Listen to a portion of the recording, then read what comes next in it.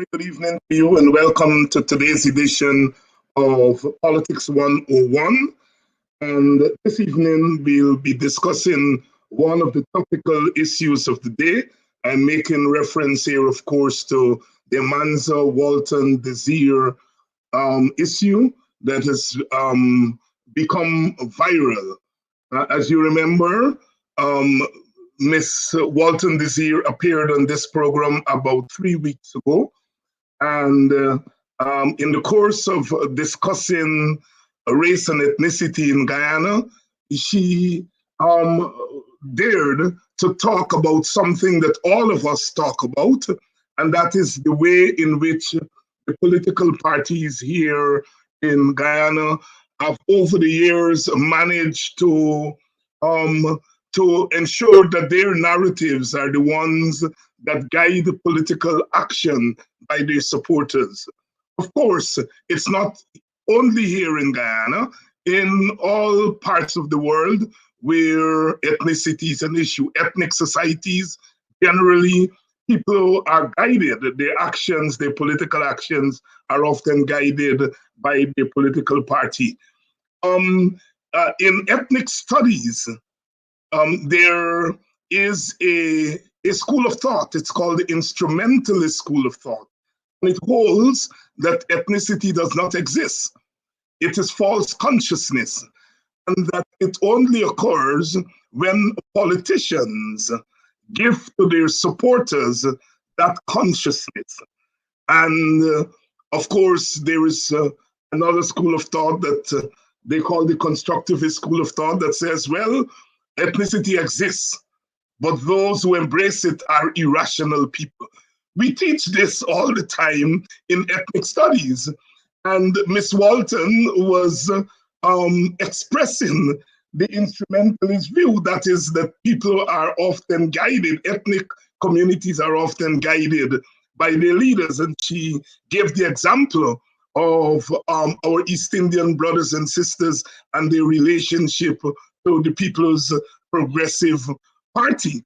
Now, no sooner did she come off the program, one Frederick Kissoon said that she uttered a racist statement. She put down Indians, and she should be brought before the Ethnic Relations Commission. As soon as he did that, the lynch mob, as I call them, went on it. And they began left and center to call her a racist and all that kind of stuff. This has gone on for an entire week.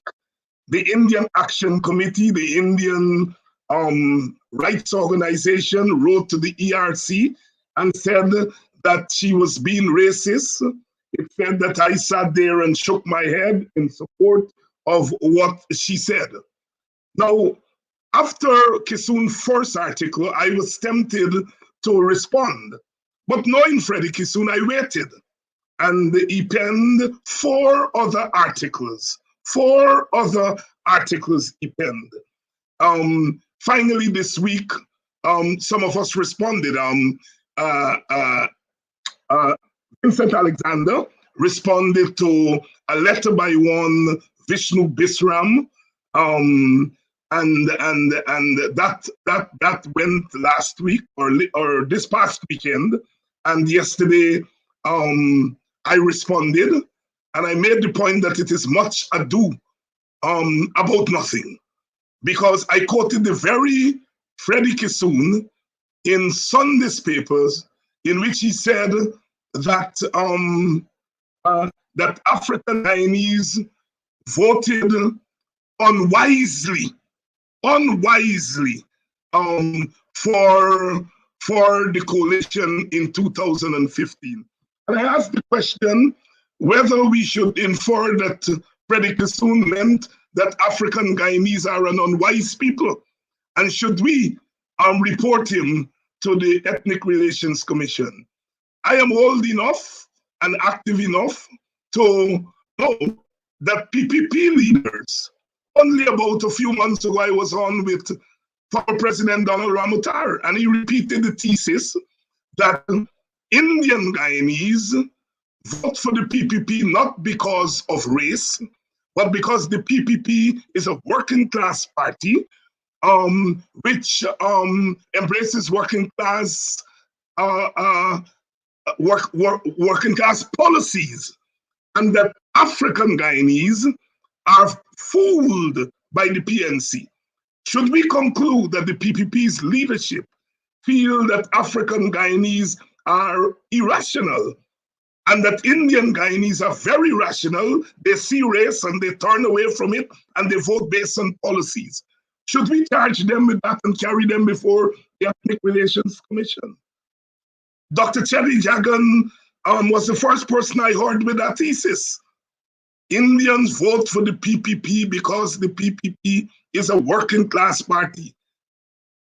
The PNC represents the worst of the African petty bourgeois. And Africans vote for that party. They are being fooled by those leaders. Are we to conclude that they are saying African Guyanese are easily fooled and that Indian Guyanese are rational? The point is that what Miss Wanton Desir expressed is commonplace in Guyana. Those holier than thou middle class people who don't want to touch race, what do they say? We live well in Guyana. We don't have a problem. It is the politicians who push people in that direction. It is something that we say every day. And that young lady was just repeating what all of us said every day. She used two words, mentally lazy, and people use words that they feel comfortable with. It does not necessarily mean that I would describe it with those words or somebody else would. She chose those words. And they took the words out of context, rather than linking the words to the larger point that she was making. I dare say I was sitting there. And the point she made about African Guyanese had nothing to do that African Guyanese are not influenced by race. What she was saying, and which is true, is that there is more a plurality of political ideas in the African Guyanese community. This has been so from the time of independence to the present. Mr. Burnham, as a major African leader, had to contend in the early days with John Carter and Rolf Farley and UC Kwayana. And so you had all of them with different worldviews, and the African Guyanese community was exposed. Later on, you had the Rodney versus Burnham, and you can come right through, and you will see up to today, there are persons like myself who are not PNC, who express a particular view of the world. There are PNC people, they're independent blacks, and African Guyanese tend to be exposed to these different viewpoints, often on the same subject. And the point Amanza was making was that that plurality helps them to probably navigate these ethnic issues a little bit differently. She was not saying that blacks are not influenced by their political leaders. She was drawing a contrast, which is true. From the time of Balram Singh Rai, come right through to Paul Tennessee, to Ravi Dev, whenever there have been challenges to the PPP orthodoxy in the Indian community, they snuff it out very quickly. And they deem those people to be Nimakaran, come right through to Moses Nagamutu and Comrade Ramjatan. So there's been a kind of the political partisan viewpoint that Indian Guyanese have been exposed to is more uniformly PPP than it is on the other side. Perhaps the Amerindians are the ones who are expressed to the most plurality because, you know, the PPP go after them, PNC go after them, GAP go after them, WPA go after them, Schumann go after them. Probably the most plural But they themselves over the years have been subject to the same kind of partisan narrative. And given the way in which our political competition has occurred in this country, that is a fact. And so the young lady was stating a fact. Why then have they gone after her with such a vengeance? Was she really expressing something racist? And if not, why have they labeled her a racist? Why have they gone after her? We received news today that a post was made by one Roshan Khan asking Indian Guyanese to target her. And she was called into CID to speak about that. So Freddie Kissoon went from calling this young lady a racist to throwing her to a lynch mob. And then today, in his column, after he finished doing all that trouble and all that nastiness, this is what that man wrote. There is a crescendo frustration at a man's awful, inelegant sociological pronouncement. But there is a huge but. But Guyana's political culture has produced a stagnant pond where party supporters come under undue influence of their leaders, and these leaders take hold of the psychology of their loyal followers. Isn't that what Amanza was saying? Freddie knew that, but he threw her to the mob because of some other motive, which we will talk about tonight. Here the man is agreeing with the young lady. In Guyana, I'm continuing Freddie Kissoon. In Guyana, what Amanza Walton said has some factual existence.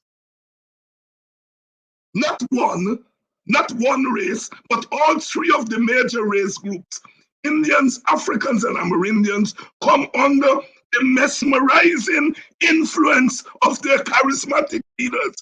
Dragon for Indians, Burnham for Africans, Peter the Yar for Amerindians and Portuguese. This is what the man is saying. Throw the woman to the sharks. And I'm saying she was wrong. It means there must be some ulterior motive for going after her.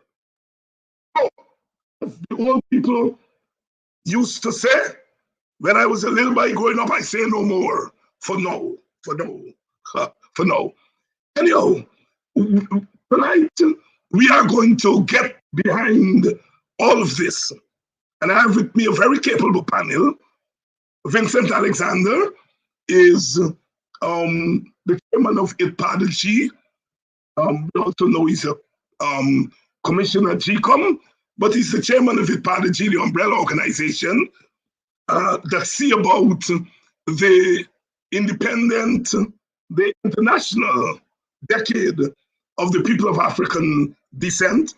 And Vincent has been one of those public people who have taken an active interest in race and ethnicity. And I say that because not many people take an active interest in race and speak about it publicly because they fear exactly what they've done to that young lady. A lot of people fear it and they stay away. Vincent has been one of the brave ones. So he's here tonight.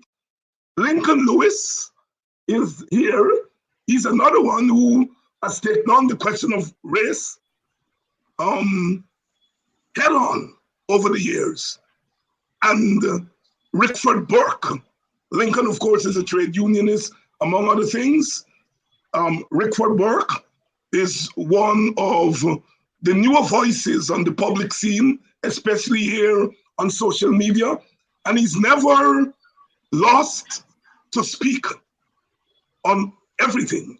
He's never afraid to speak. He's I would say, one of our younger warriors. You know, we African people, we come from different persuasions, you know, and among them are the warriors. The warriors. Remember the great Andy Roberts, as a fast bowler, used to say, I am a warrior with a ball in my hand. And Viv Richards, perhaps the greatest exponent of them all, used to say, with a bat in my hand, it's a war, and you will have to take me down because I'm going to stare at you, and I am going to fight you. You will have to bring me off that field as a dead man. And so I've put together this panel of warriors tonight because, in my estimation, they've declared war on an African sister. And I think African males, I have deliberately put together this male panel tonight because I think our African males have to stand up and speak up and defend our sisters. Often we have not been steadfast in that task. And I think this is an opportunity for us not to, I don't want us to say about whether we agree with her or don't. We have a strong will, Mr. Operator. We don't come here tonight to say whether we agree with her or don't agree with her. You know, that simplistic nonsense is not what we're about. I wrote that letter yesterday, and Stabrook News put an headline. David Hines stands with Amanza, Walton, and our words. They created a crime, and they want to put me at the crime scene. That's what they're about, and Kaijor News has done that. You see? Now, tonight, we want to look at this issue. In the process, we want to make very clear where we stand in relation to this continued assault.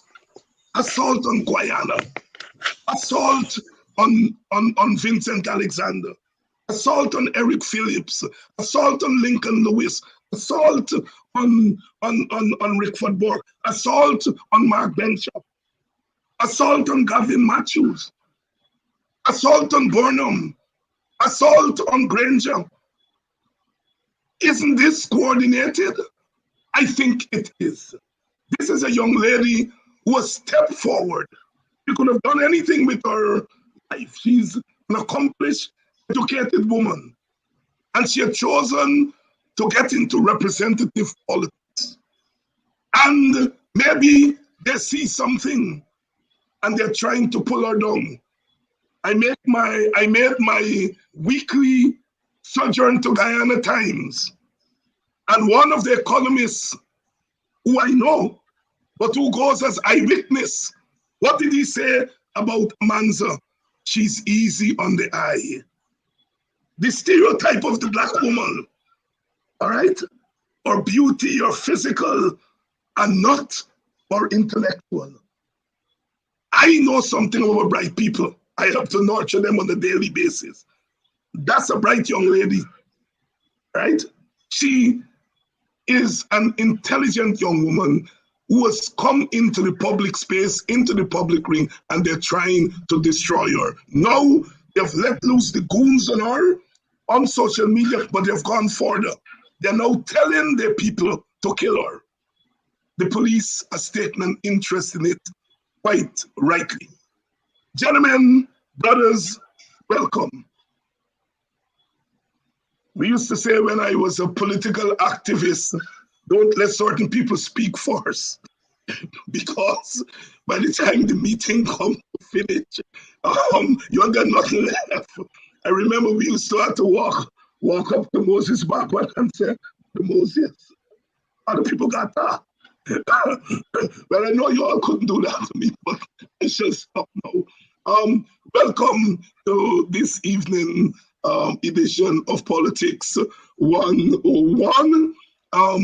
The audience, please share the link. Please share the link. Please do share the link so that others can join us.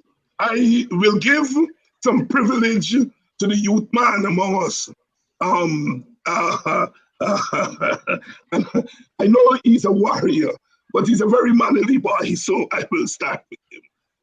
Rickford, do you share the view that this young lady was being racist? Absolutely not. The PPP has a, thank you for having me on the program and good night to the audience. The PPP has a strategy because of its vulnerability on race. It's a very racist party.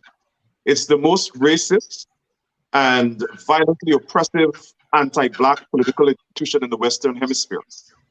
And in order to counter that reality of the party, they have adopted a strategy to attack everyone who exposes their racism as a racist. It's not going to work. In addition to that, they're scared of Amanzo Walton Desir. She's a bright young lady. She's unafraid. She's bold. She has a superior intellect to any of those paper doctors they have in the PPP. Those men, those chauvinistic men. And they want to destroy her because they see her as a formidable foe and woman leader of the coalition. She's a rising star in the coalition. She's a rising star in the parliament. And they have adopted a strategy of destroying women who they see as outstanding leaders. That you would recall they attempted to do the same thing with Valda Lawrence. Now, I am a revolutionary. And I have said that the PPP has only racists in its leadership. And they are also using racist surrogates, thugs, like Freddie Kissoon, like Roshan Khan, to attack her. And I think we should send a clear message to the PPP that if any harm should come to her, Guyana would revert back to 1963. And we would fight them.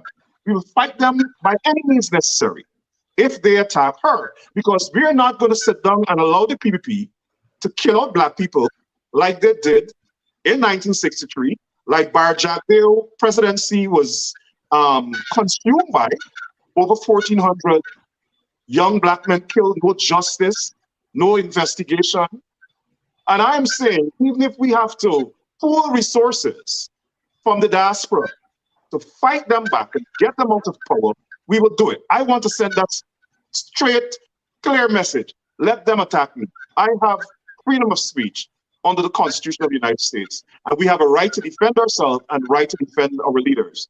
And the people of Guyana must defend Amanzo Walton Desir. Certainly, and you make reference to the dark days of the 1960s and even darker days of the early 2000s, and we hope that our country do not descend to that kind of experience again. We hope so, but we're not entirely from it. Yes, I know, because we have not even recovered from what happened in the 1960s.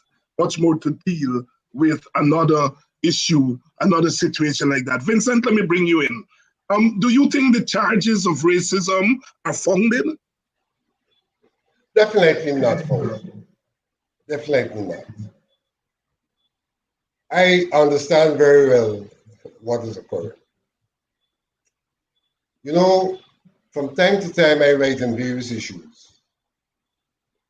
And when I write on those issues, I go to the comments in Stabrook News to see what is said. Mm-hmm.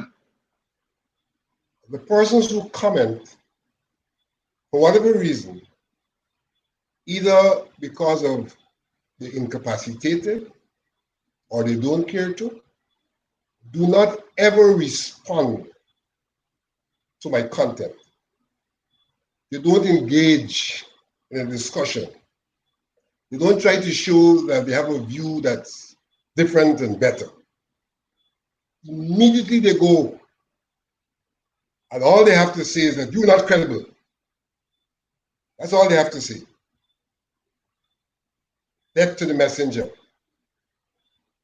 I see what has occurred with Miss Walton. It's an attempt to create that cry that here is another incredible person, so that no one listens to what she has to say, because what she has to say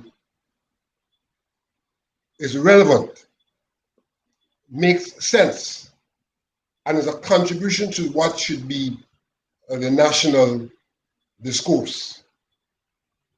And so in responding to Vishnu Bisram, I had to make that point, that here has the young lady identified a problematic that confronts us. And you, someone who claims to have a lot of academic qualifications, seem incapable of engaging in that discourse which she has entered into. But you want to establish what is a normal approach to credible people who are persuasive in what they say, to try to make them not credible and therefore to have people not listen to them. And I see that as the strategy which is being pursued in relation to Ms. Desir. For example, you've referred already to the disposition of Freddie Kisu. Some years ago, probably a decade or more ago, I would have made a statement that could be put in a similar context. When I made that statement, I then worked at the university, and Freddie worked there as well. He met me in the corridor of the university and said to me, Vincent, that comment you made is highly dialectical. You're right, but most persons would not understand because of the level at which you pitched your comment. A few months after, Freddie Kisu attacked me for the comment that he said was highly dialectical, that he agreed with, but agreed that people would not understand. He then appealed to the people who would not understand for some ulterior motive. So this has ulterior motive in it. And if you read what he said, I think it's today. Today. I only paid attention to what he said because of my invite to be here. He used that word dialectics again. Dialectical, yes. And he was saying this time, she doesn't understand dialectics. Dialectics, yes. So he spins, he's been spinning on that terminology. He said to me, Vincent, highly dialectical, they don't understand you, but I understand you're right. This time he's saying, she doesn't understand dialectics, so she's got caught up in something she doesn't understand. But all is in the thrust to interfere with her credibility. Yeah. She ain't got baggage. You can't say she got baggage, because that's the other thing that would be said. So you can't interfere with her credibility based on baggage, so you're creating the baggage now. And I think that's the thrust of what is happening. The baggage, you're attempting to create baggage so that she cannot be credible or seen to be credible or accepted in the discourse by the wider community, because it's another one with PNC baggage. There you have it, the voice of Vincent Alexander. You want to read Vincent's response to Bisram, go to Guyana, CaribbeanPolitics.news. If the operator can put it up on the screen, Guyana, CaribbeanPolitics.news. The letter is, the article is reproduced there. Bisram's tirade against Amanza Walton Desir, or you can get it on Village Voice. So either on Village Voice or on the website, Guyana, CaribbeanPolitics.news, to read Vincent's full response to Bisram. Lincoln, the same question to you. do you think that our commentary was in any way racist? Is Lincoln with us? I don't see him.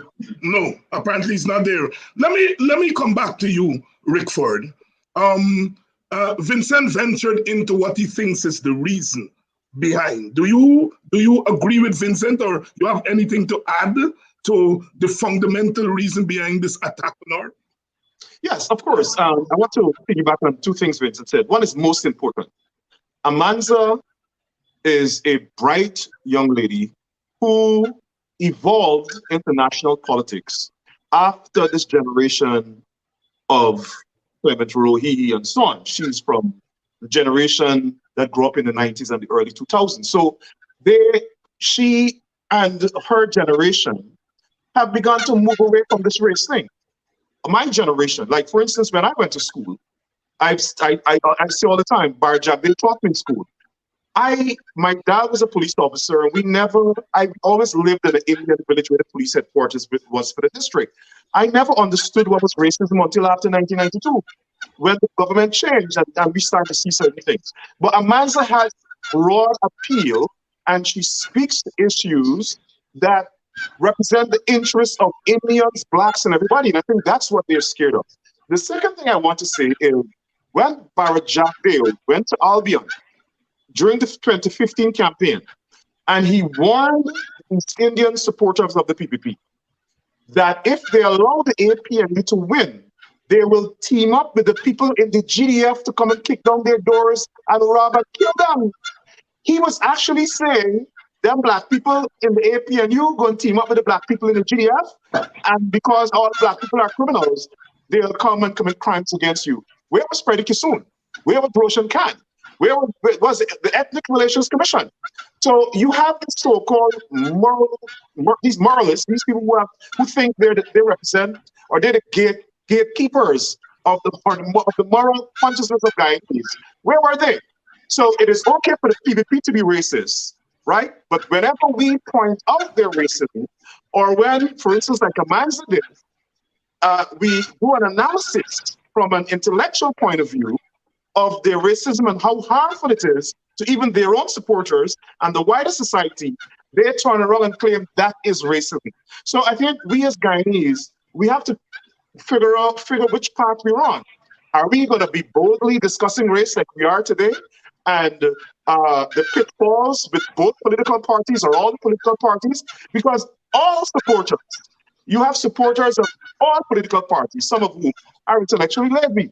They don't want to sit down and do research and read for themselves and understand the issues and what are the policies that people are promulgating, right? They want to buy into the rhetoric, the sensational rhetoric that appeals to them emotionally or culturally. They don't want to go and do the research, and I think that's what Amanza was speaking about. She was speaking about people that buy into the PPP propaganda, buy into their misinformation, and run with it without determining whether or not it's fact. And because she spoke to that truth, they're attacking her as a racist. And so we ought to ask Bar Jagdeo, and we ought to ask Freddie Kissoon, what did Jagdeo mean when he said AP and you will team up with the Ghana Defense Force to rob and kill Indian supporters in Berbice? You make 2 points there that are worth repeating. One is that Amanza actually belonged to the school of thought that does not think that race is a real thing. That's what she was saying. She was saying that race and ethnicity are induced by the leaders, the instrumentalist view. She's taking the non-racial, non-ethnic viewpoint. And secondly, she did not say that these people were mentally lazy. She said, over a time, as the party keeps bombarding them, people become supporters, become intellectually lazy. I hear it every day. I hear it from people. Whenever we discuss the coalition, there are people who would just come here and bring nothing. What I want, right? And then you have to point out to them, okay, there's something called symbolism, right? When WP and PNC, two arch rivals, came together, they signal that people can work together. And a little bit of East Indians decide, all right, this is a good example. And they come over and we win. Right? And then people say, oh God, I didn't think about it that way. Right? Because the party line, people usually take the party line. It is not that they're born lazy, it's that the party insists that, it's propaganda. All parties. All parties. I myself, because what? We're fighting for hearts and minds at the end of the day. So I think those 2 points are worth. I want repeating. It's all Lincoln. He's gone again. Vincent, you wanted to come in? Yes, and to take a slightly different perspective on this question of people's behavior. First of all, let me say that I embrace the idea of ethnicity. When we talk about ethnicity, we are talking about differences that are psychosociological differences that are manifest in people's culture, the way of life, the food they eat, the clothes they wear, and that nobody can contest that across the universe, different people dress in different ways for good reason. Language, the language that they speak. The moral codes that they embrace. So that you do have differences among people based on their ethnicity, and their ethnicity is essentially their psychosocial state reflected in certain phenomena like the language they speak, generally speaking their culture, their religious beliefs, their moral codes, the food they eat, the clothes they wear, and all of that is a part of the culture. So I embrace that idea, and the idea is evident in human existence. Thank you very much, Vincent. You're not finished. Sorry. No, I'm not finished. I'm not right. finished. I'm probably like the first guy you spoke about. In Guyana, from a psychological perspective, I'm prepared to argue that the psyche of the Indo-Guyanese and the psyche of the Afro-Guyanese, and I'll put the Amerindians in that too, are not the same. They're different psyches. And these psyches are influenced by their culture and by the historical experiences. The African Guyanese are not a monolithic group except for the historical Africanness. They come from different ethnic groups, and their experiences here have not necessarily lent to them evolving as one ethnic group. Though when we talk about ethnicity, we tend to see them that way, and there is a reason why we should see them that way in the context of the rest of the society. But they're not monolithic. And therefore, they tend to be more diverse in their views because of historical and other circumstances. It's not something that is genetic. It is sociological, psychosociological. In the same way, I can argue that the Indians are more monolithic. We're going into rough waters now. Yes.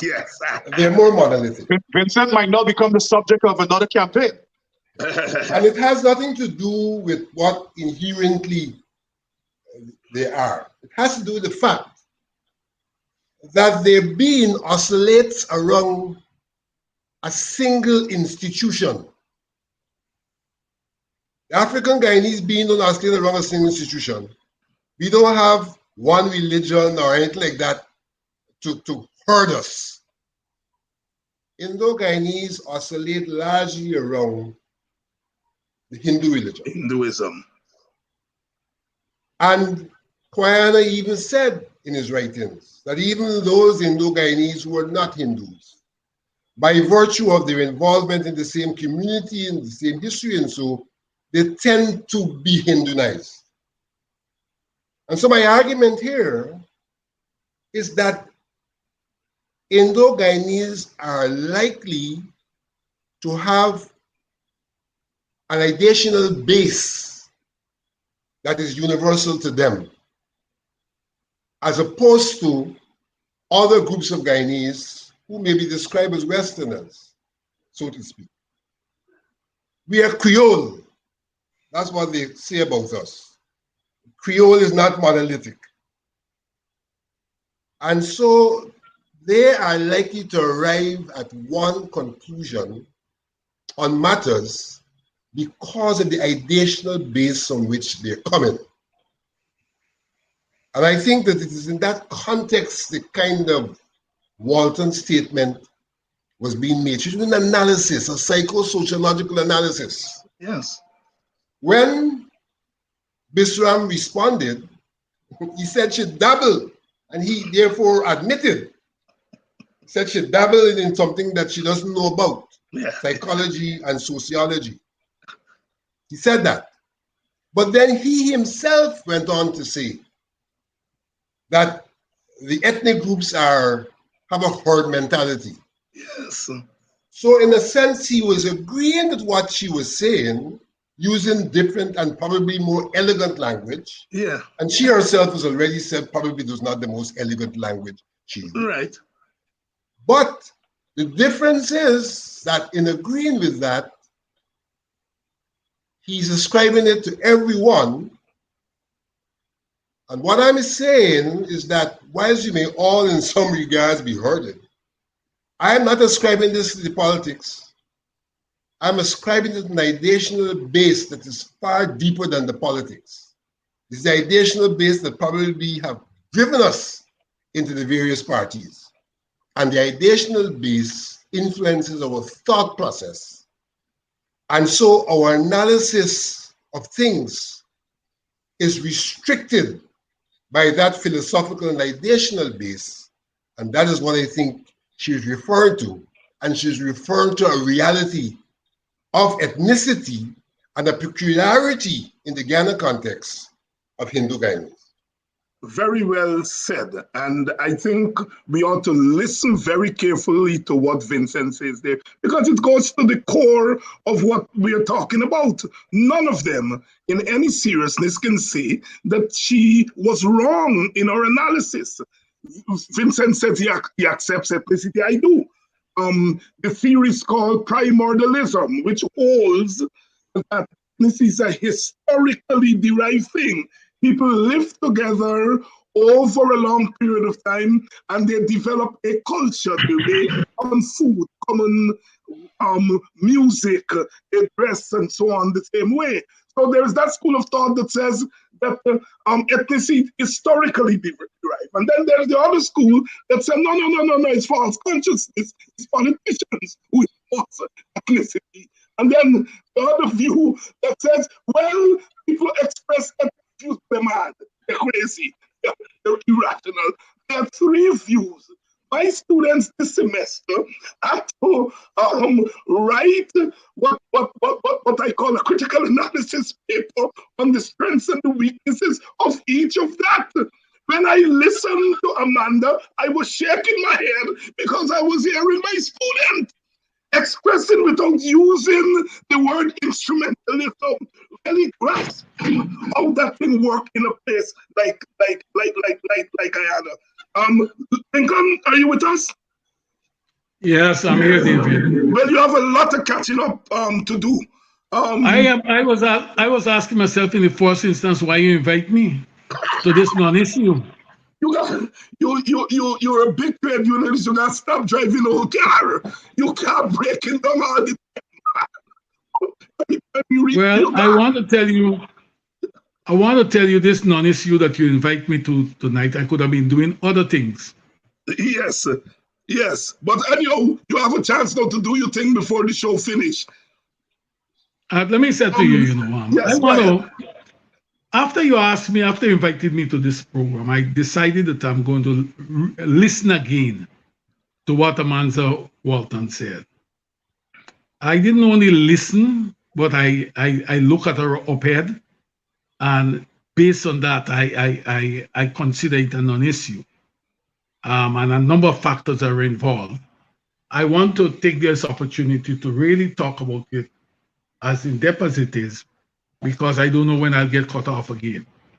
You know, this whole thing about mentally lazy. You know, when you look at it, what it is a term that is referred to by those who are not considered to be deep thinkers and take things on face value. It is basically that. As I look at my little research on this term, it reveals a few things to me.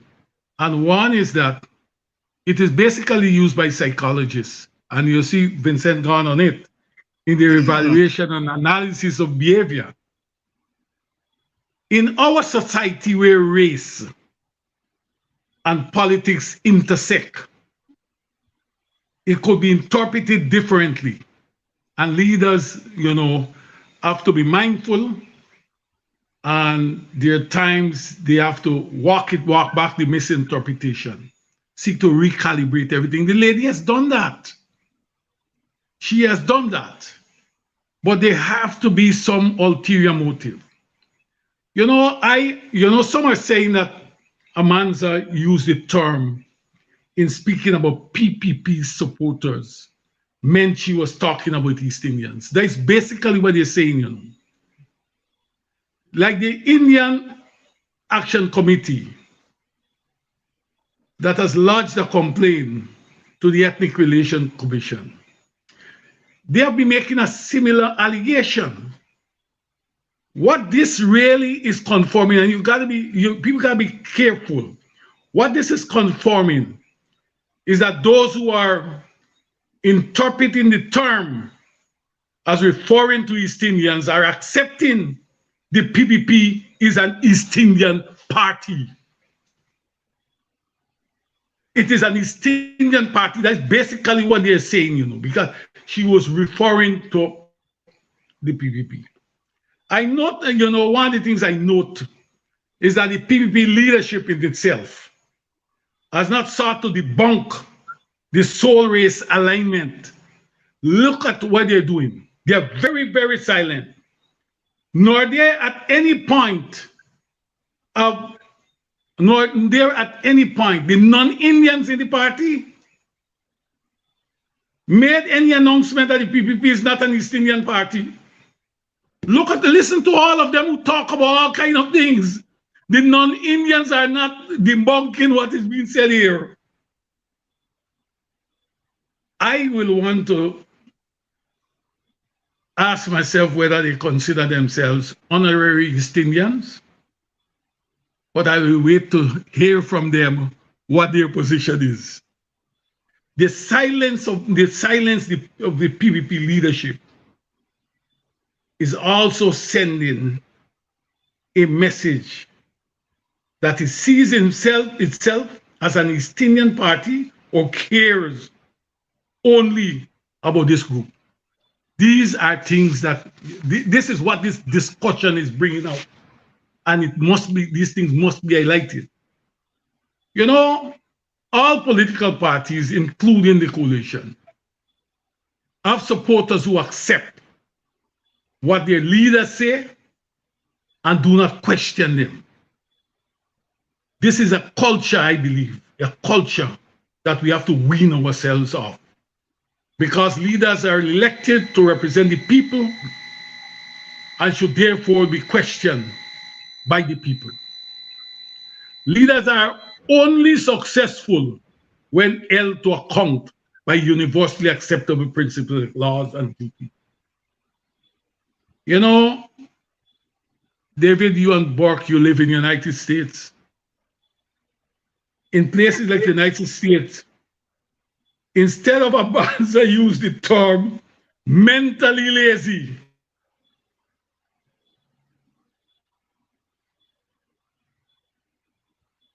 I think Lincoln is frozen there. I think he is frozen there. Rickford, let me bring you in here. I think they were shocked when, unprompted, Amanza decided to deal with this question of race and ethnicity. Because racists don't like to talk about race. They don't like that at all.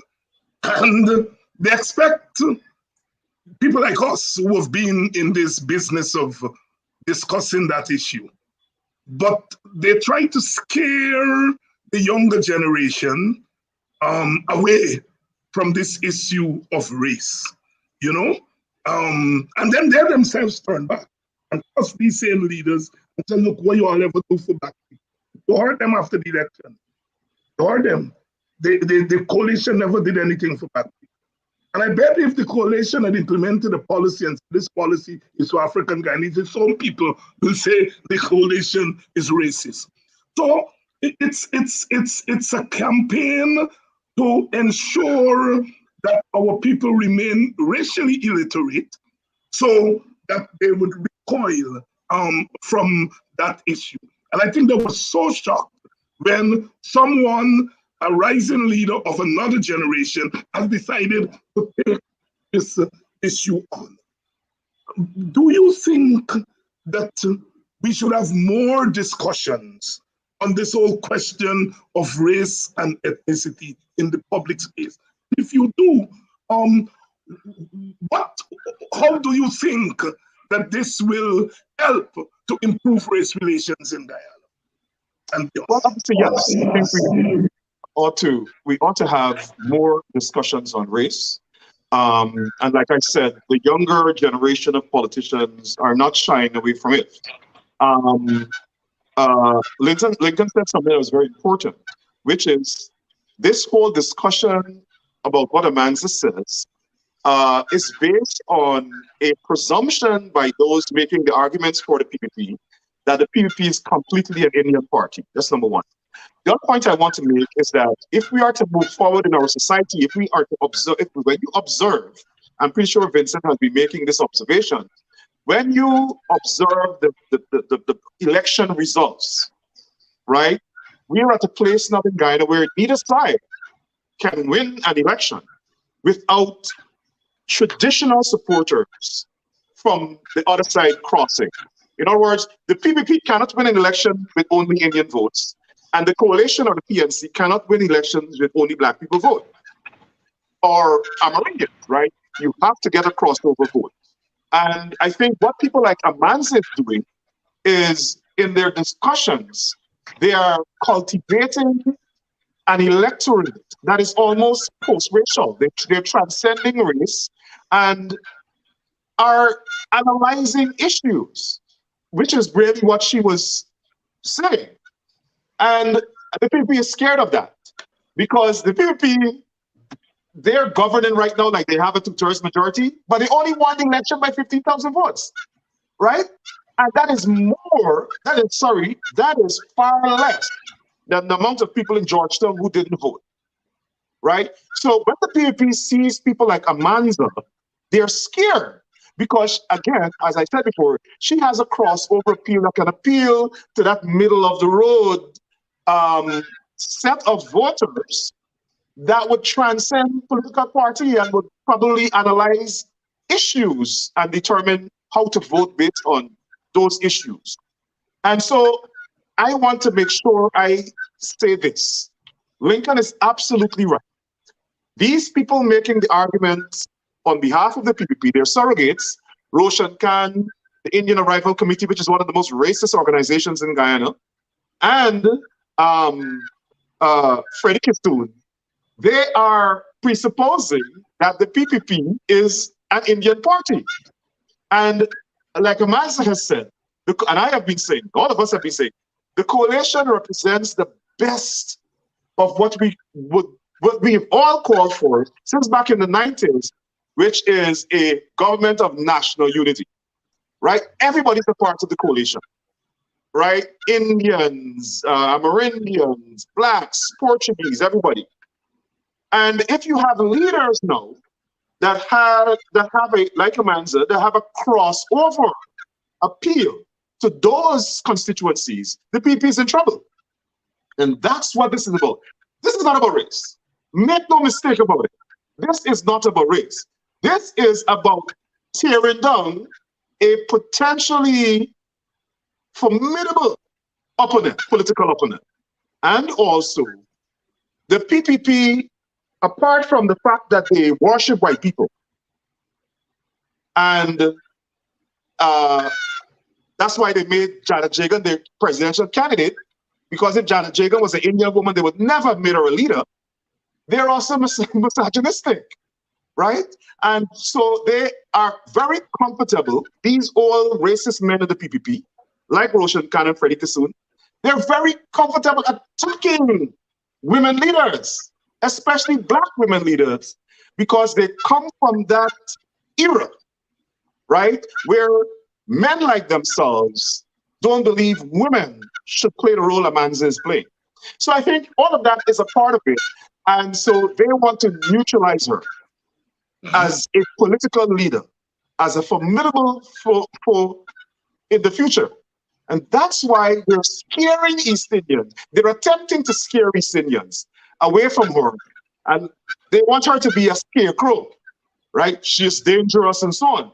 But like somebody mentioned earlier, when you have people like Ravi Dev and Freddie Kissoon and Roshan Khan, who sits on the Ethnic Relations Commission that is supposed to advocate on issues of race and ethnicity or abuse of those areas, how can we move forward as a society, right? And why is the PPP silent? Why the leadership of the PPP silent on this issue?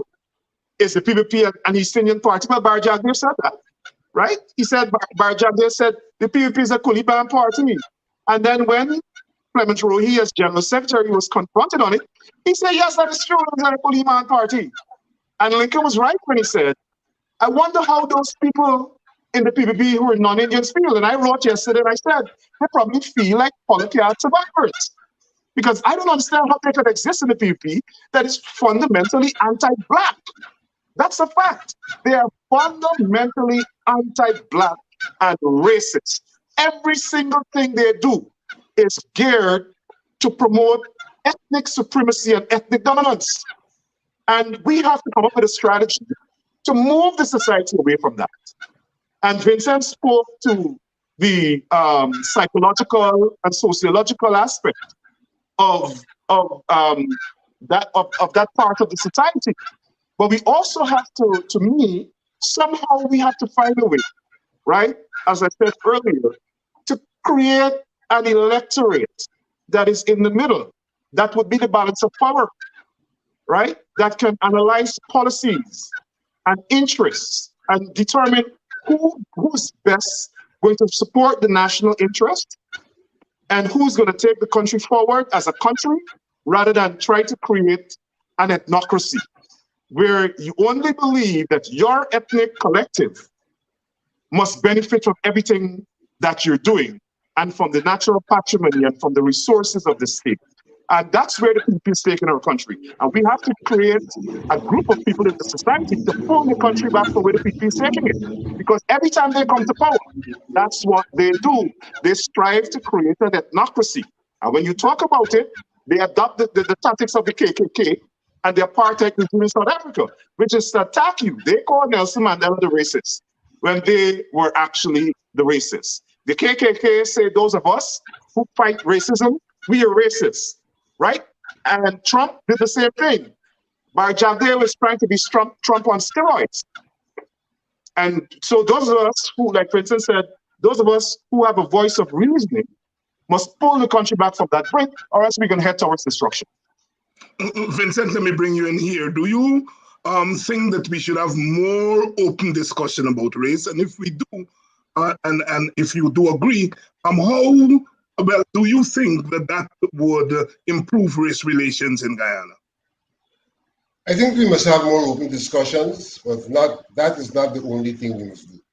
Mm-hmm. I have advocated for some time now that in our education system, we need to have the teaching of Guyanese history and allow every Guyanese from earlier stage in the education system to develop knowledge of each other, group, and by virtue of that, to develop what I call mutual respect for each other.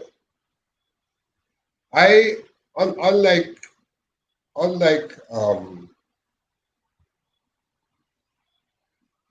Burke, I will not say that we should create a mini group. I accept that we are different ethnic groups. I also accept that in the normal course of things, we can all be Creolized. But I recognize that there's a resistance to Creolization, and that those people who have set out to say we should not all be Creole. And in that is a part of the racism, because it speaks about a pure people as opposed to a contaminated people. So that here we have different ethnic groups. And for me, what is necessary is equal mutual respect for those groups, a mutual respect that can allow us to come together in the interest of the country to work in some form of a coalition, a united front. Understanding that there are differences, and that these differences are not things that we got up one morning and created. They have come from historical processes, and that they could be changed, and change itself can come through historical processes. But that presently in the process of change, there is conscious resistance to that change. And so let's accept who we are, but let's accept that we're in one boat.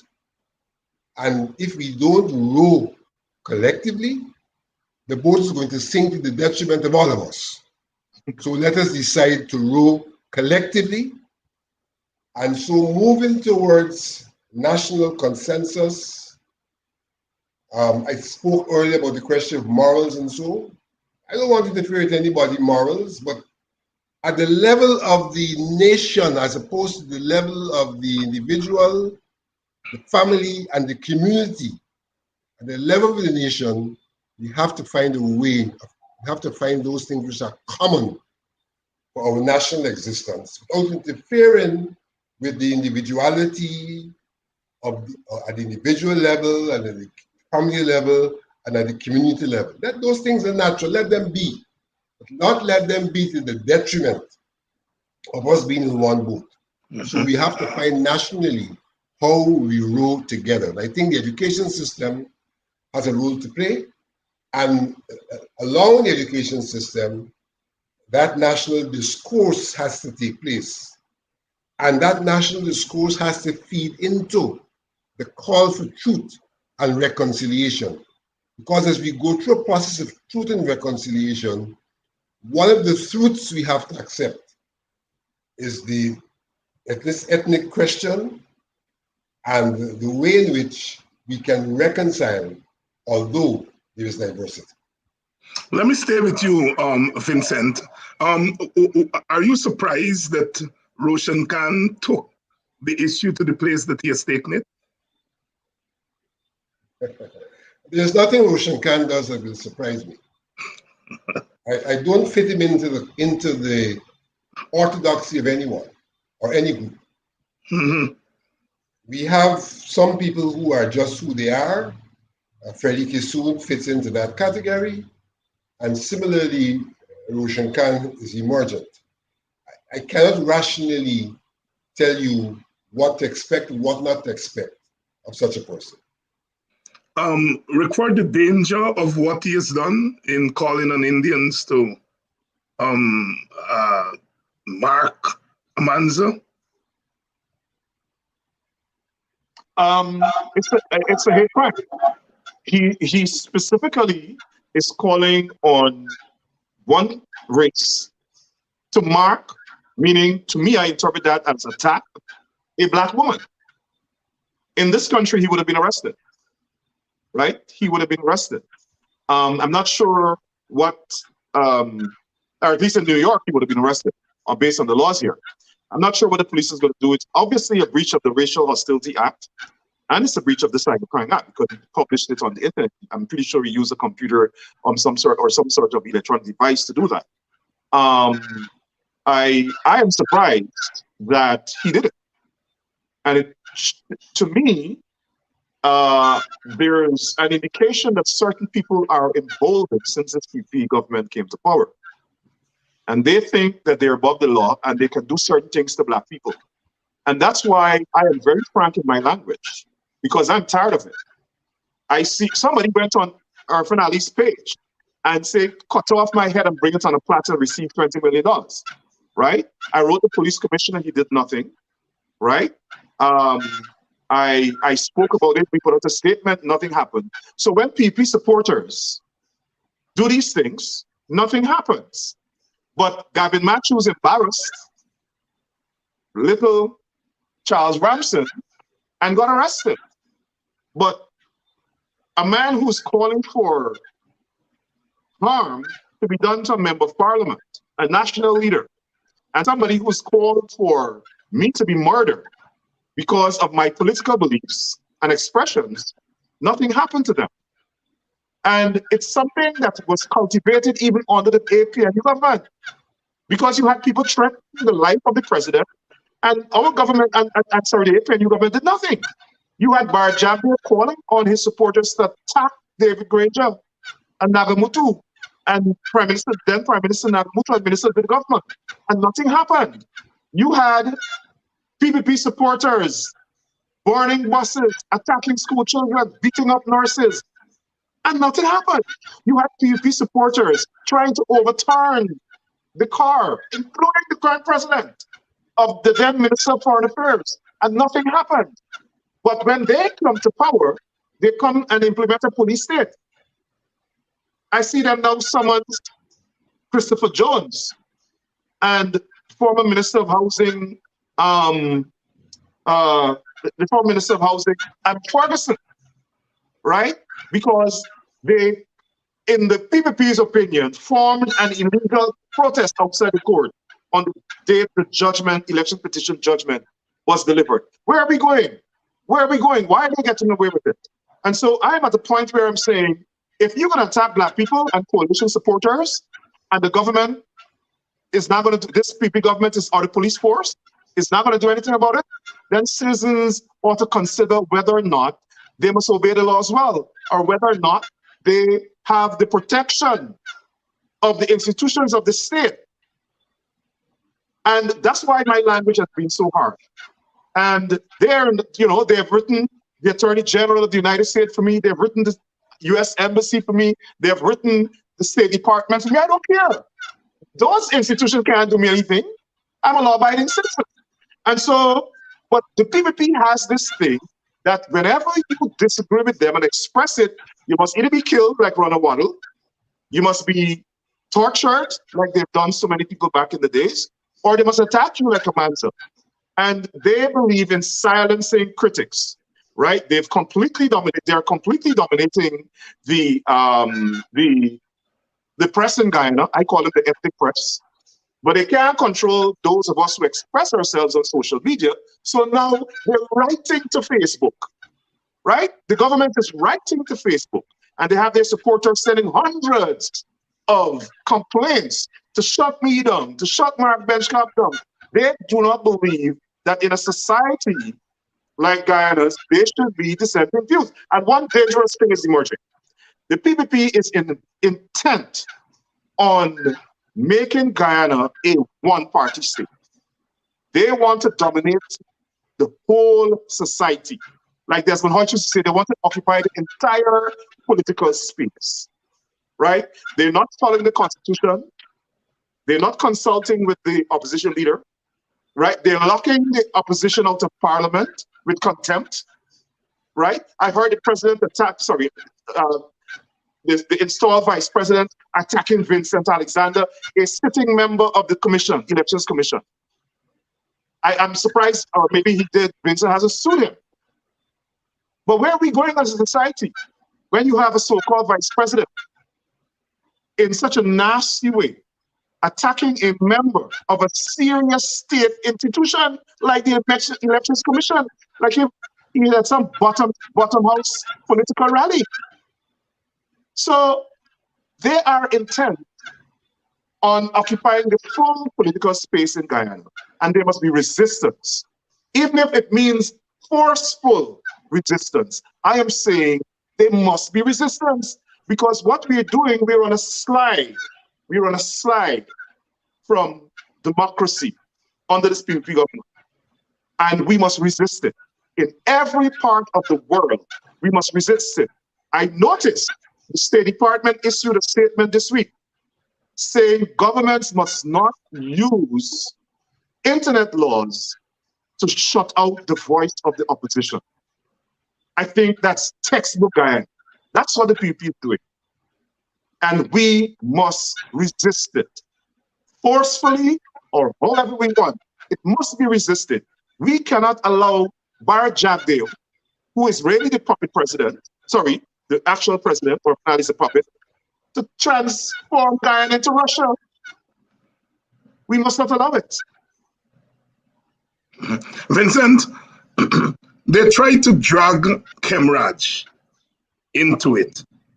What were they trying to do there?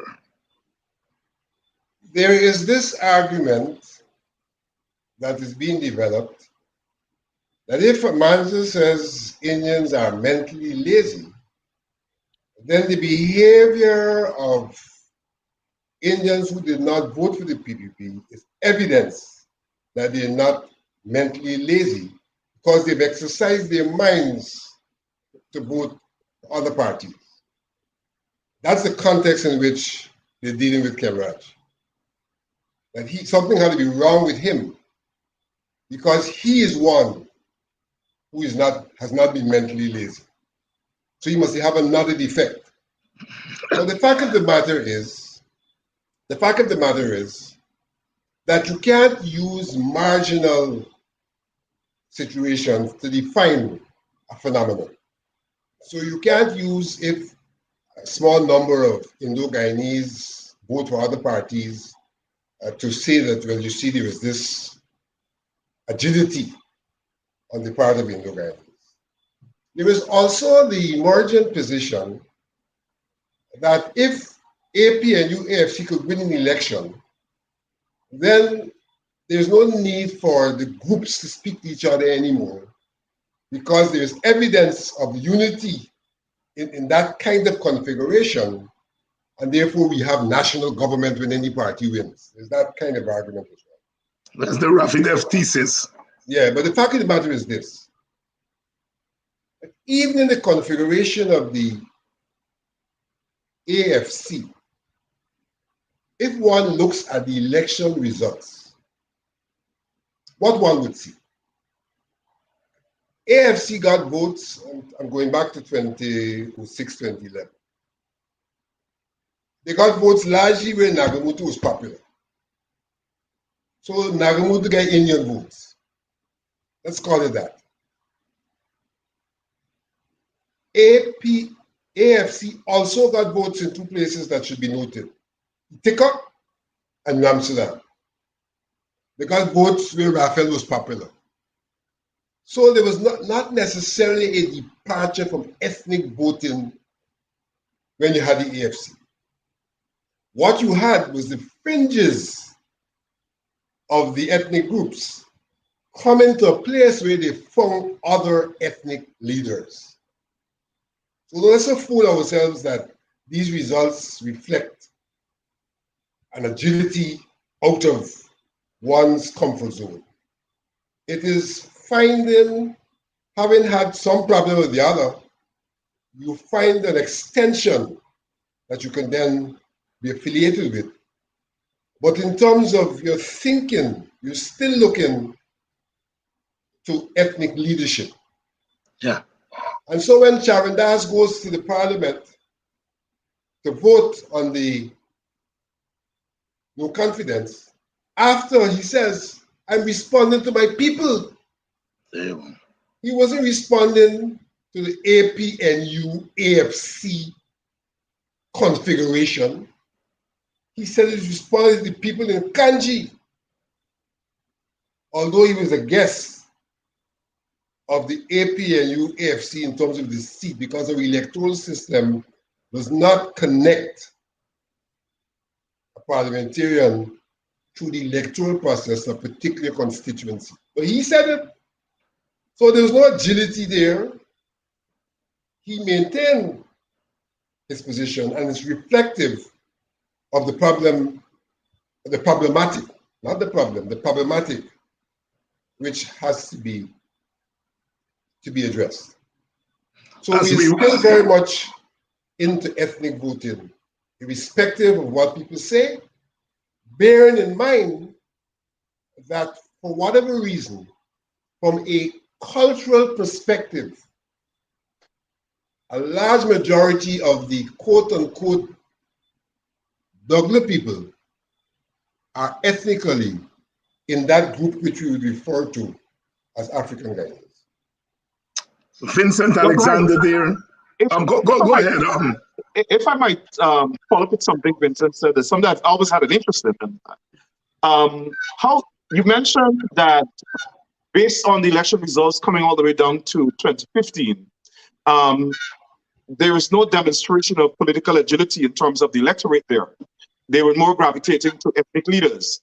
How do we transcend that? If we're to move forward, based on what you said about moving somewhere along the lines of a national front government to represent the interests of everybody and the country, which would be paramount. How do we transcend that, what you to me are saying, that the ethnic voting and race voting remains entrenched? Vertically, we're going to transcend it, but we transcend it by lateral synergizing of those groups. So we're accepting that reality, but the fractured nature of things will be transcended by synergizing. And so as you go forward, there's no need for that kind of problem, because we found a way, though we remain in camp, to work together, recognizing that the national commonalities we have to work on collectively. So you're saying basically is the leaders will have to catapult that. It requires leadership. It requires leadership, definitely. Yes, consociational theory. That leadership has been lacking. Yeah. On all sides. Consociational theory assumes that there is enlightened leadership, because people send signals at the bottom, and the leaders who have to take that signal and go with it. And we, the African Guyanese community, especially our political leaders, are the ones who are constantly talking about national unity and bringing the country together, almost in effect putting the burden of unity on one ethnic group. And it doesn't work like that. The ethnic unity will come when two or more groups decide that they will work together. And one group cannot be spending their capital on ethnic unity, while the other group is spending their capital on one party, one group dominance. You see? So one has to see ethnic unity as something that has to be generated from all sections of the society. And Indian leaders, African leaders, and Amerindian leaders have to decide they're going to come together. What is often forgotten is that when the coalition came to power in 2015, Mr. Granger sent out a call to the PPP to join him in government. And he set Nagamutu as the person to negotiate. And the PPP said they don't want to talk to Nagamutu. In effect, they said no. They said no. That is a point in history that is often forgotten. Granger made an offer for them to join the government, and they said no. We now know why they said no, because they were in regime change here from as early as 2000 and 2015. We're winding down, and those of you in the audience, you've been very good in staying with us. Please like the Politics 101 page or follow it. I think is the follow is the one, but you can follow and like the Politics 101 page so that you can know when we're going online. We are now moved to 2 days per week, Tuesdays and Thursdays. On Thursday, I'm in a woman mode this week. On Thursday, I'm having Tabitha Sarbo on to address some issues. Of course, the scholarship and other issues of interest. And I've deliberately brought her on, another young Black woman leader, because I think we have got to push our young female leaders in their faces, you know, so that they can understand that these are people who are not into this thing for joke, that they are serious young people who have put their lives and on the limb in order to engage in representational politics. So Tabitha is going to be on Thursday. Please make sure you tune in for that. And Seth Speaks on Sunday night. We'll also have an all-female panel. Tonight is an all-male panel. An all-female panel on Sunday night on Seth Speaks to deal with this issue of Amanza Walton Desir. Black men tonight have put up the warrior flag, and on Sunday night, women, Black women, will put up that warrior flag.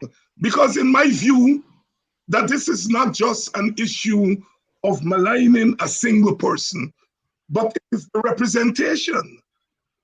It's where we remember what they did to Melissa Ifill. One of the things they're trying to do is to scare these young women away from engaging serious politics, and we cannot allow that to happen, as Rickford Burke said. Now, I want you guys to do two things. Lincoln, are you with me? No, Lincoln is frozen. I want you all to do two things in closing. Speak directly to African Guyanese. They are the majority of this audience, and they're obviously are angered by this issue, and I want you all to speak to them directly. And then, what are the lessons that we can learn about Guyanese politics going forward from this episode? I'll start with you, Rickford. Speaking directly to African Guyanese and the lessons we have learned. You can do the lessons first and then speak to African Guyanese second. Well, the first thing I'll say is that we have a culture or a history of being apathetic. We have to be engaged in politics because politics informs or affects every single thing that we do, everything. And if we don't get involved in the process, then our interests, we would not be able to have representatives who promote and vote our interests. Like for instance, in the United States, in the early 2000s and the 90s and the 80s, you had all white judges who didn't understand the culture that we come from, who didn't understand the socioeconomic circumstances of our various communities. And what happened? We started a campaign to get Black and specifically Caribbean judges elected. And today, the judiciary in New York State has changed completely. The complexion of the judiciary. And now we're having rulings that cater to the sensitivities of our community. Not only that, but the state legislature that now has a whole lot of Black people revoked a law last year that called for people to be remanded because judges were abusing it. A Black man would be arrested for X and he's remanded. And a white guy would come up, be arrested for the same thing and he's given bail. Or his bail is much lower than the Black guy. And now the state legislature just completely revoked that. Everybody going on bail, right? You have to commit some extra violent crime to be remanded. And even then you're entitled to bail. So what we have now is a semblance, we're not there yet, of equal justice. But that came about because all of us got involved in the process. We got more people to vote. We got more people engaged. We got more people to become candidates. So I want to say to my Black brothers and sisters, those young professionals especially, get involved in the process. Offer yourselves as candidates at the NDC level, at the regional level, and on the national level as parliamentary candidates.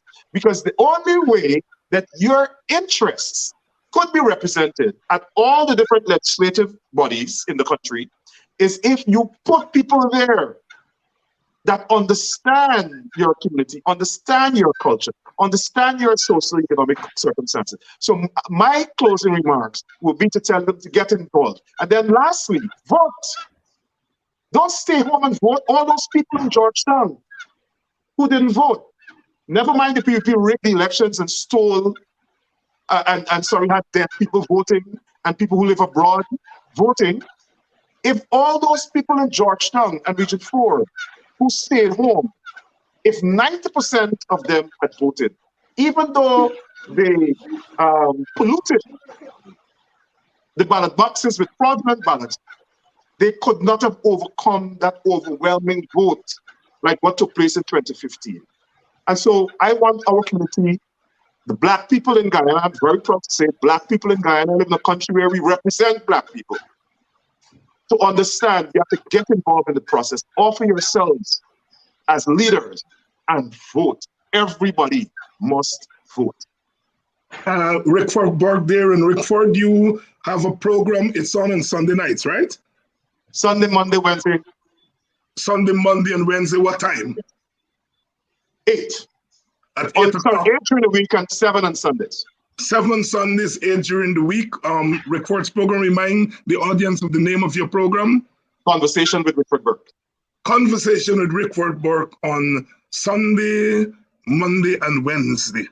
I got it right there? Yes. Sunday, Monday, and Wednesday. Sunday at 7 and Monday and Wednesday at 8 o'clock. As I often say, all of these efforts are being made to fill the gap that has been left by the one party, the emergence of the one party media in Guyana. We, like people who are down do, we create alternative media. And so you want to... Dr. Hanson, I have to do another interview at 8:30. I committed to that. Yes, sure. So, no. All right, okay, so Rickford will leave us. Thank you very much, Rickford. And as Rickford leaves, Lincoln Lewis, I think, has come in. Thank you very much, Rickford. Lincoln? My brother, I am... what are the lessons you think that we can learn from this Amanda Walton Desir issues? What lessons can we learn as Guyanese? I know the one that we should be learning now is that the PPP will not change. They have set the reset button, and the same thing that they were doing prior to 2015 are the same things they're going to do again. They're going to demonize people. It was the PPP if you remember the post-1997 elections, who called the people in the streets mobsters and hooligans and so forth. And the majority of those people were Black people. So in fact, if you take what they have done now and you make the nexus, you will understand that what they were doing then is calling them, they were saying that Black people were hooligans, mobsters, and so forth. What they did then was criminalize a group of people. And what Walton Desir said now, it is nothing criminal. It is something like in the United States, as I said earlier, what they do is that it's a label you attach to certain people who not responded to not thinking for themselves and allowing to be led by the simpletons. We have a problem, and what we should learn, one of the things we should learn from this is that our executive are lazy and wicked. All of them come out on this. And what their intention is to continue dividing this society. This whole question about unity that you're talking about, it don't mean anything to them. They talk it and the other side run with it. What we should be doing is trying to hold them accountable for not responding properly to the challenges that the COVID pandemic has in this society. We should hold them accountable for not having collective bargaining with the trade unions. We should hold them accountable for closing down of the Charles Rosa School of Nursing at Linden. We should hold them accountable for putting back a man who have labeled our nurses who come from a noble profession, call them names that are associate them with the trade that become unlawful in this country. We should be holding them accountable for not holding parliament, for not allowing the Public Procurement Commission to work while they're adding out billions of dollars are being spent in contracts. These are the type of things we should do. What we should learn from it is that the PPP is good at running away, creating distraction while they're raping the society. These are lessons we should learn, and we should know these things. What they're doing here is just playing a game. They don't want to do something. And the last word pointedly to African Guyanese who are on this program, who are listening to this program, watching this program, and the African Guyanese community in general.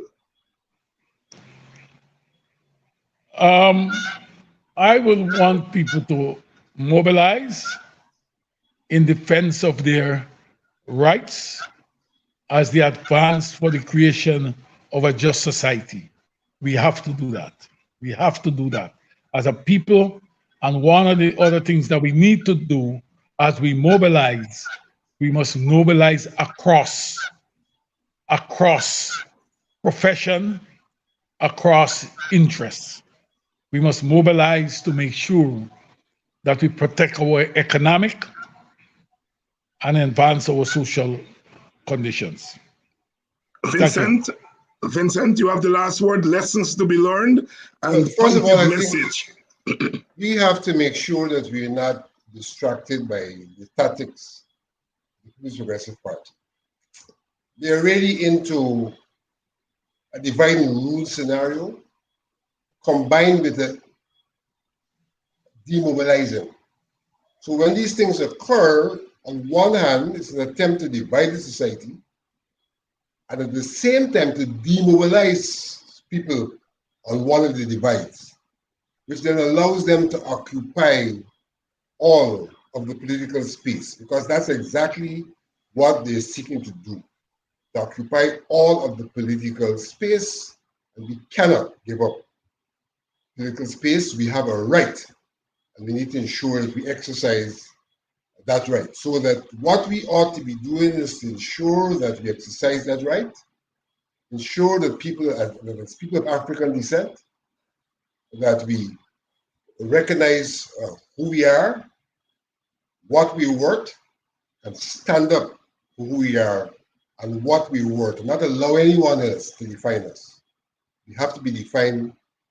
We have to define ourselves, and based on that definition, participate in this country for its good. We are not anti anybody, but we're not going to allow and should not allow anybody to denigrate us and to relegate us. We have to occupy political space which we're entitled to. Thank you very much, Vincent Alexander. Thank you very much, Lincoln Lewis, and thanks also to Rickford Burke, who had to leave a couple of minutes ago. I thank you all for coming on to the program and for putting up a spirited defense of our sister. And because when we do so, we are really defending our people. We're really defending Guyana, and we're defending human beings from being thrown to the mobs. The mobs can be political and sociological, but as we notice, it can descend into downright hostility. So thanks for coming on to give the kind of fortification that I think any community needs when it is under attack. So again, the audience, I know you've been good with us, and I'm sure that we would have brought some clarity to the issue. But more than that, that we would have given you the kind of nourishment and the kind of inspiration which is important as we go through this period of uncertainty as far as Guyana is concerned. I will now have the final word tonight. And I want to say that I feel very strongly about attacks on any ethnic group. In my long 5 decades, 6 decades, I guess 5 decades of political activism, I have learned that one has to witness always for those who are under attack. My activism saw me witnessing for Indian Guyanese when I thought that they were under attack. In fact, I fought against a Black government when I think that that Black government was not governing in the best interest of all of Guyanese. And so therefore, I think people like myself have the moral authority to stand with people who look like us when they're being attacked by others. I've always said that as a human being, I'm jealous of my ethnicity. I'm jealous of my ethnicity because it is an ethnicity that was not meant to be here today. Slavery was meant to drain the world of African people. We overcame slavery. We overcame colonialism, and we are here to tell the story about what it is and what it means to be a human. And if we, as African Guyanese, have one message to give to the rest of humanity, it's how to rise above oppression and stand tall and declare ourselves as equal human beings. I don't know Amanza Walton personally. I have not even met her in person, but I've appeared on television programs, radio programs with her. I've listened to her first on Mark Benshop last year. She and I worked for a brief period with a group in the United States that was doing some outreach work. And I've been struck by her intelligence. I've been struck by what I see as her sincerity. And therefore, when this attack was made on her, I felt that people like myself had to take the risk and stand up for her. I'm very careful that people like myself who have been in the trenches for a long time, who have become muddied and who they see as racist, not to allow ourselves to taint the younger generation. And I'm very careful of that. Our baggage must not be their baggage. But when young people of African descent are being attacked in the way that they have attacked this young woman, I feel that we have to stand with her and we have to defend her from the vultures, because that's what they are, political vultures standing at the door ready to eat another Negro.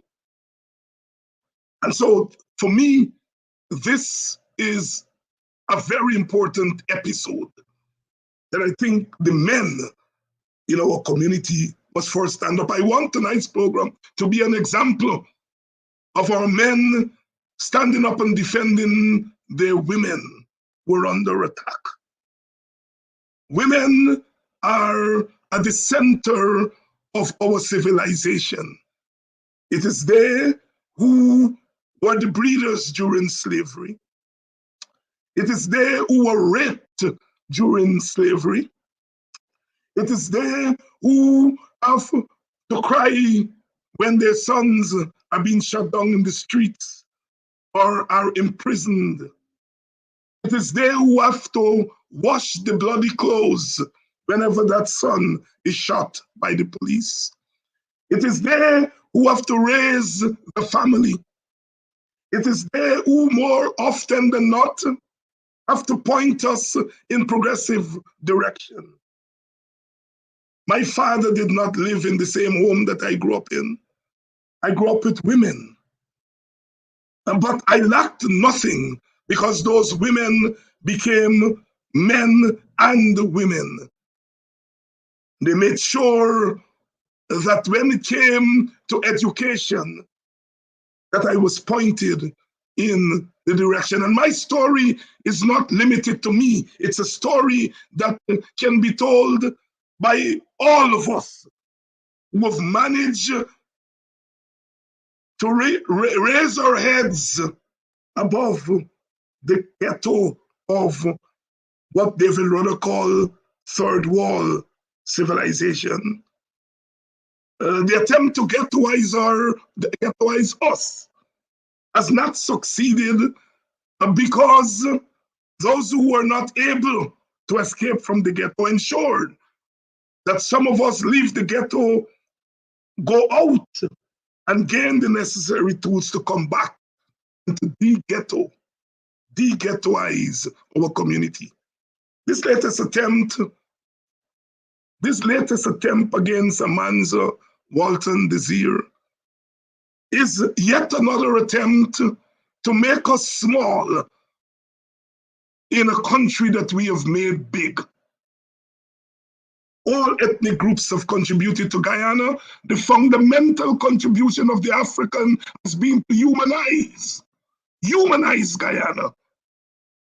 When we turn the coast of Guyana from a place where they bought people, sold people, and killed people before they're 25, we humanize that space. We turn lands and abandoned estates into villages, into spaces where human beings can live and love. And here we are in 2021, being told that we don't belong. We belong. We belong. And those of us who today can tell the story must always tell the story. Must always tell the story and ultimately defend ourselves. The defense of Amanza is the defense of all of our women. I note the way in which our men are killing our young women more than ever. It is no longer domestic violence that is happening to women in Guyana. But I want to take this opportunity to speak to my African brothers to become crusaders against this wanton killing of our women. We cannot demand that the PPP respect our women when we do not do that. Let us talk to our sons. Let us talk to our brothers. Let us talk to our fathers and let them know that this shedding of the blood of innocent and ordinary working class Black women cannot continue. It cannot continue. Our task, therefore, is multifaceted. We must stand up and bear witness for ourselves, and we must speak to ourselves so that we do not create the conditions for those who would like to decimate us to do it with impunity. Our task is multifaceted. Those of us who take the time to do what we are doing here in the evenings, we do so because the society, the community has done so much for us. And it is our turn to do something. We have gathered experience by traveling across the world. We have gathered experience from reading books. We have gathered experience from seeing from close up what happens in some quarters. And that experience must be put at the service of our people. The UC Kwayana says that the artists and the lawyers and doctors and academics must be like a watering can, taking the people's experiences, refining them, and giving them back to the people as political nourishment. Tonight, we stand with our sister, and we want that to become clear. We stand with our sister. We defend African female dignity. We defend African dignity. And we say to the vultures,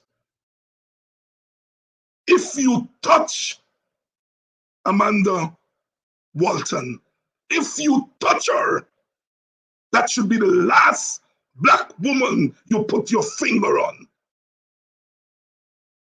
Sometimes we have to make it extremely clear. Sometimes we have to make it extremely clear. We do not look for trouble. An all election was stolen. And we didn't broke up and kill Indian people and carry on. Why do they want to kill us? Why do they want to kill our women?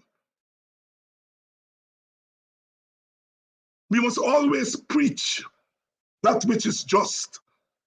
We must always practice that which is peaceful. But when people want to tell people that they must isolate one of our sisters for physical harm, we've got to ring the bell. We've got to ring the bell. And I have dedicated myself to ensuring that they do not destroy that sister. I call on you all to join me in this crusade, because in saving Amanza from the vultures, we are saving the rest of us from the vultures. It was the Mahatma Gandhi who said, if I had to make a choice between cowardice and retaliatory violence, I will choose retaliation. Martin Luther King said he was not the fire hose to be out in fire for the white oppressors. And those who were calling for David Hines to condemn Amanza, and Kwayana can redeem himself by condemning Amanza. I am not condemning a sister who did nothing wrong and who is now being wronged. How can you expect me to join in maligning and in putting down and in lynching a sister? I'm doing that, and I'm not asking Black people to do it. There comes a time, as Nelson Mandela said, when you are left with two choices: submit or demand. We have submitted ourselves for a long time. In recent times, we have submitted ourselves for the last year. It is now time for us to demand. Demand respect, demand justice, demand equality. And as the brothers in SNCC used to say, This table is for all of us. And if all of us cannot sit at the table, then we got to kick down the table. Our first line of defense is to ensure that all of us is at the table. But if you want to exclude me from the table, there will be no table for you to monopolize. It's a long end, but I have a lot on my chest. And I think sometimes one has to speak in a very clear way and let the chips fall where they may. I hope our country doesn't go the way it has gone before. It will not be nice for anybody. No ethnic group will survive. Singing Sancho says in our song, the war cannot be won. The war can never be won. An ethnic war can never be won by any ethnic group. We will be poorer for it. We all must reach for peace. But you cannot reach for peace singularly. All of us, all ethnic groups must reach for peace simultaneously. And you can't be lynching the women of one group and then say you want peace. That's not peace. That's not peace. And those of us who have been lucky and who have been blessed to have voices that can speak from the mountaintop must do so. Must do so. Dr. King said, I've been to the mountaintop and I've seen the promised land. I may not get there with you, but I know that my people will get there. Our promised land has to be Guyana, and it has to be what Guyana has for all its people. We are the ones Dr. King was talking about. He certainly didn't get here with us, but we, his sons and daughters, trying to make our claim to the promised land and are being deterred left, right, and center. And we've got to fight again.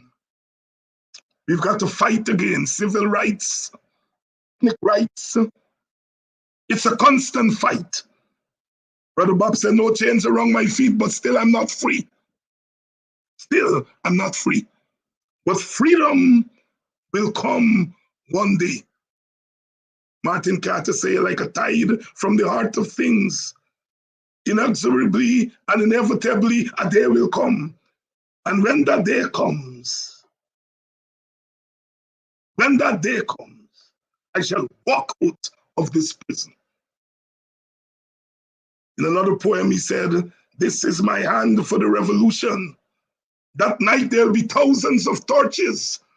Those who are mad will become sane for the revolution. Those who are unhappy will become happy for the revolution. Those who despair shall be happy for the revolution. And I myself shall be so fiercely happy that I'll make my shirt a banner for the revolution. And all of us should make our shirts, women and men, boys and girls, make your shirt a banner for the revolution that will see the black man, the black woman in Guyana get their rightful place at the table. Right? Please make sure you go and like and follow Politics 101. Support in whatever little way you can support. I want to thank those who have supported in a tangible way this program. You know who you are. I want to thank you for supporting the program. And when you get to it, you will make your contribution. You've already contributed by being here in your hundreds and making these shows a reality. I want to thank you. So again, go like the page, follow the page. I want to thank my operator, who you don't see, but without him, this program is not going to be possible. But Andrew Weeks, who works behind the scenes to make this show and other shows possible.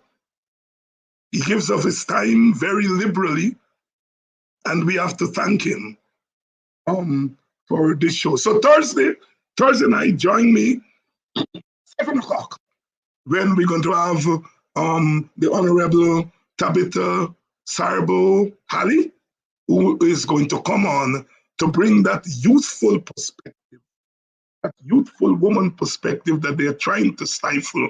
She's going to be here on on Thursday night, day after tomorrow, where another woman,